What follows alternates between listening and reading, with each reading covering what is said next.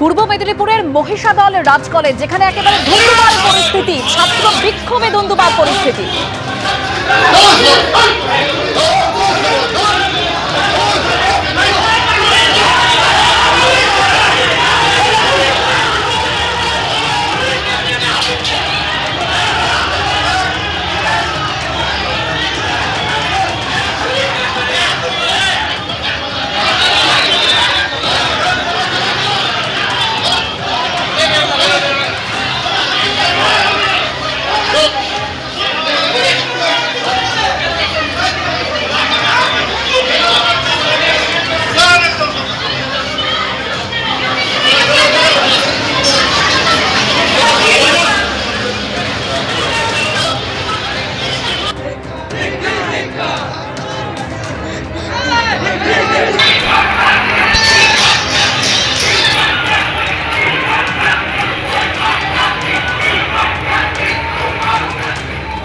ঠিক কি পরিস্থিতির সৃষ্টি হয়েছিল, কেন এরকম ধুন্ধুমার পরিস্থিতির সৃষ্টি হলো, বিস্তারিত জানবো আমাদের প্রতিনিধি বিটন চক্রবর্তীর কাছ থেকে। বিটন, দেখো দেবস্মিতা, তোমাকে জানিয়ে রেখেছি যে হলদিয়ার একটি বেসরকারি আইন কলেজের আজকে পরীক্ষার সিট পড়েছিল এই মহিষাদল রাজ কলেজে, এবং দুটো অর্ধে তাদের পরীক্ষা ছিল 10টা থেকে 1টা এবং 2টো থেকে 4টে পর্যন্ত।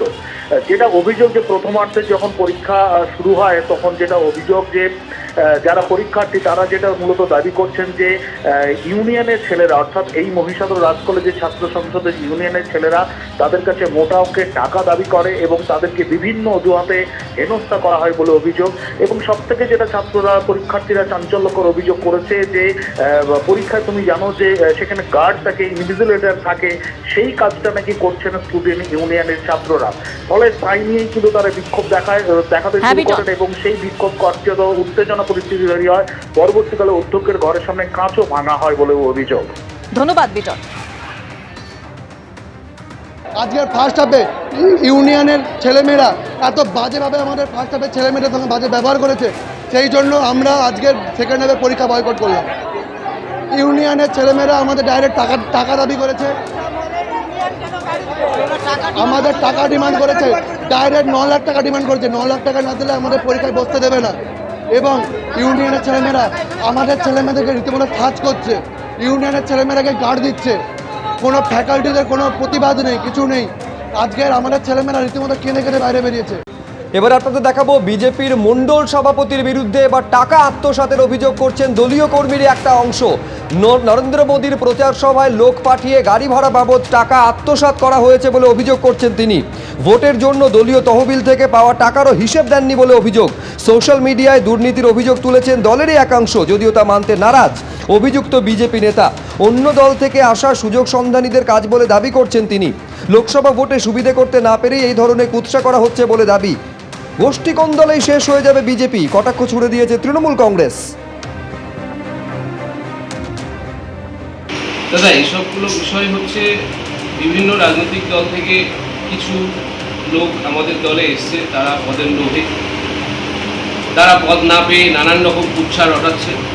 এবং এই যে গাড়ির বিষয়টা, যে কমপ্লেনটা উঠেছে আমার নামে, ফেসবুকে যে পোস্ট হয়েছে, এই বিষয়টা রাজ্য থেকে বা জেলা থেকে যেভাবে আমাদের গাড়ি নিয়ে যেতে বলে আমরা গাড়ি নিয়ে যাই, এবং তার সিস্টেম আছে কিছু, আমাদের কুপন জমা দিয়ে সেই টাকা তুলতে হয়। এখানে কোনো জোচ্চুরি বা চিটিংবাজি করার কোনো জায়গা নেই। তারা চাইছে যে কোনো রকমভাবে এনাকে বদনাম করা বা আগামী দিনে দলটাকে ক্ষতি করা। এরা তো অন্য দল থেকে এসছে না। কিছু লোক যারা নিজেদের বিজেপি বলে পরিচয় দেয়, কিন্তু কার্যকলাপ তাদের বিজেপির মতো নয়, আচরণও বিজেপির মতো নয়, এবং বিভিন্ন সোশ্যাল মিডিয়া ফেক অ্যাকাউন্ট খুলে তারা এই বিরোধী প্রচারগুলো করছে। এবং যারা করছে তাদেরকে আমরা আইডেন্টিফাই করছি, বা যদি দেখা যায় তাদের দলের কেউ যুক্ত আছে, যথাযথ ব্যবস্থা নেব এবং কঠোর হাতে ব্যবস্থা নেব। যদি কারোর কোনো বক্তব্য থাকে সেটা পার্টিগতভাবে জানাতে পারে, কিন্তু কোনো সোশ্যাল মিডিয়া বা সংবাদ মাধ্যমের কাছে কোনো খবর পৌঁছে দেওয়া মানে তারা তৃণমূলের এজেন্ট হিসেবে কাজ করছে এবং পার্টি বিরোধী আচরণ করছে। দীর্ঘদিন ধরেই এটা ওদের হচ্ছে, কারণ ভারতীয় জনতা পার্টি এমন একটা পার্টি, ওদের যে চরিত্রটাই এরকম। আমরা কিছুদিন আগেও আমরা শুনেছি লোকসভার যিনি প্রার্থী রেখা পাত্র, তিনি বলেছেন যে কেন্দ্রীয় বিজেপি যে টাকা দেয় সেই টাকা খরচা করে না।